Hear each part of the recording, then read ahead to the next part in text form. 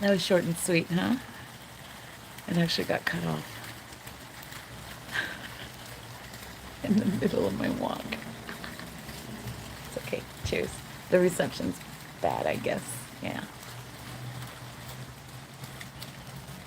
It's still good to get out.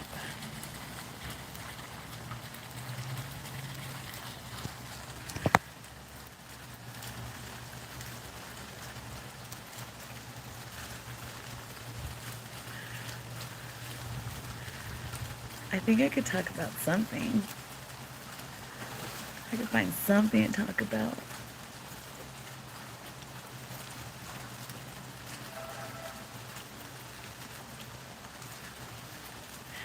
Thinking about how much time we waste, you guys, trying to keep up with the Joneses.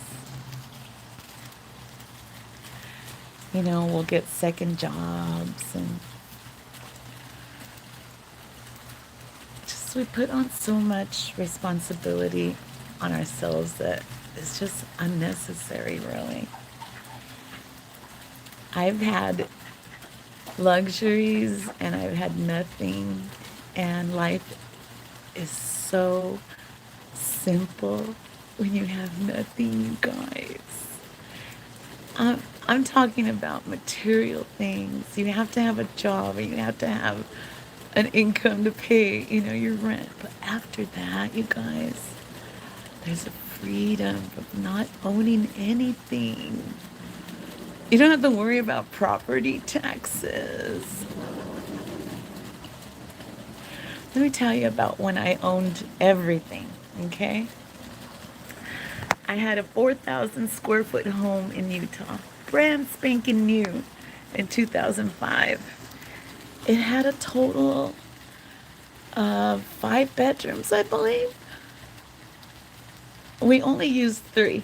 So we had 2 bedrooms that were empty. We had a whole basement that was empty.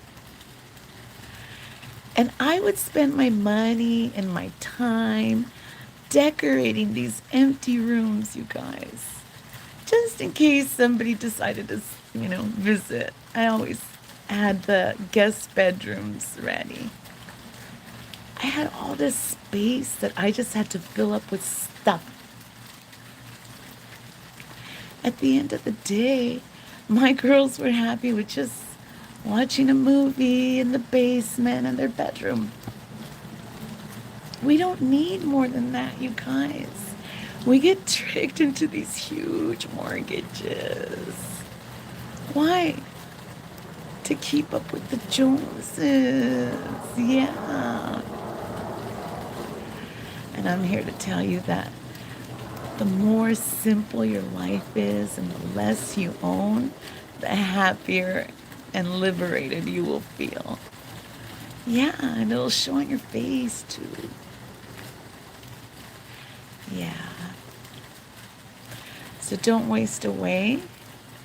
You gotta look at your life and see, where am I spending time that I don't have to be wasting? I could just be sitting in front of the water, enjoying the ducks instead. Dipping my feet in the cold water at the beach instead. I used to clean this house, you guys, every fucking day. And nobody ever came to visit. The house was like immaculate. And I was lonely. What good was that big fucking house? Not good for nothing except cleaning it, paying property taxes. Oh, what about the lawn? Oh my God.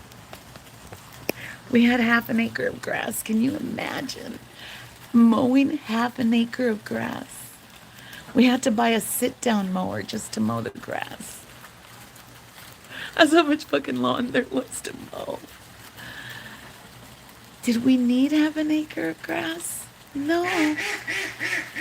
All we needed was one good shady tree, little piece of lawn, little blanket under the tree. That's all we needed.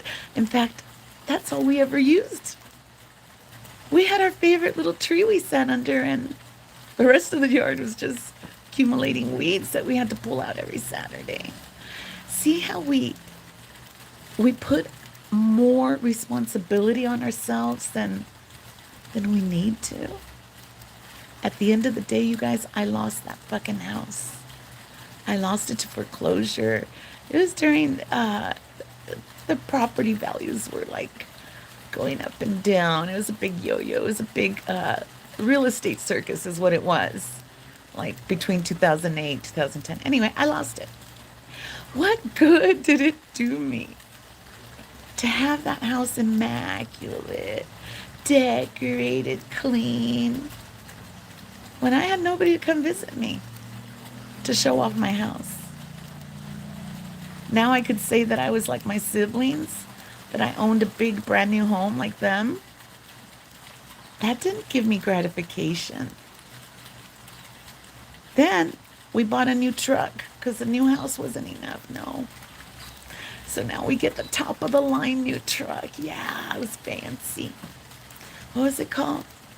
A Ford Ranch or something. It was the King Ranch. It was the top of the line. And then that wasn't enough, you guys. Then we have to get the boat. Because we're so fucking lonely over there. There's nothing to do. We have no family. Well, the family betrayed us over there too. We had nobody.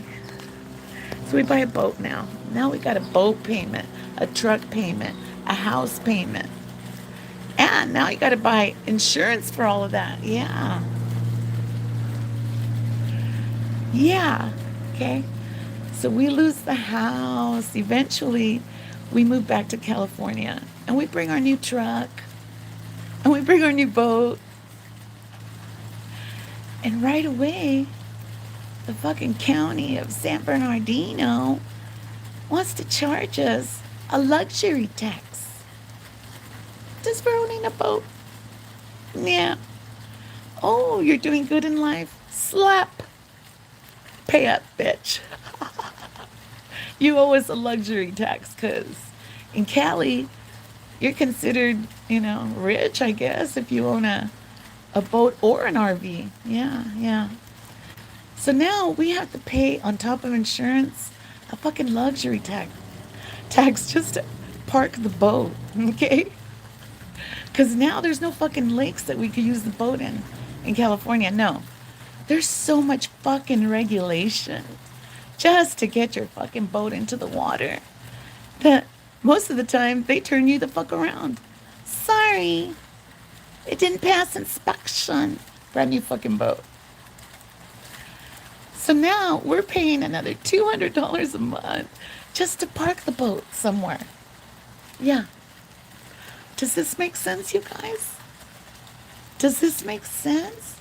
To work your ass off to own these things so that they could just sit there. That doesn't make sense. So this is why I understand why God allowed the losses in my life. Because my priorities were all wrong. I should have been enjoying my babies, my family life, my youth. That's what I should have been enjoying, not things. Things don't bring us joy or love. Things don't satisfy us, you guys. So I lost everything and I'm the happiest I've ever been. You can do it too. Now, I share the story, you guys, because I remember,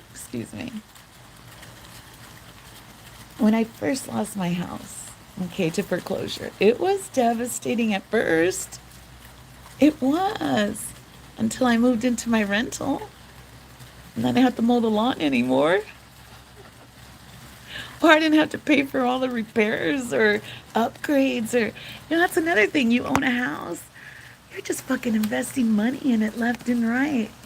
It was like every fucking weekend we had a new project. A new project for the house. Where's all that money, you guys? Gone. And I'm not saying to hoard money. I'm just saying to prioritize what you're going to work for in this life, okay? And I discovered at my ripe age that things suck. They weigh us down. You get attached to them for some fucking reason. And they weigh you down. So let go of all your things. Just have the basic necessities. You know that living in Mexico taught me that? Yeah. Third world countries will fucking snap you into shape. When you see how poor people really live, we're over here in the United States and we complain and we want more and more and more and more. And then you go to a third world country and you see how simple it is to survive and live. It really is, you guys.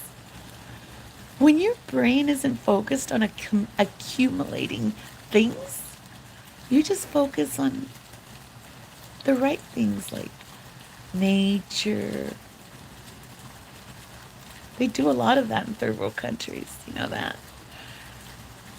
That's where they have fun, in nature, because that's where we're supposed to have fun. In nature. So cash in all your stuff and exchange it to live close to nature, you guys.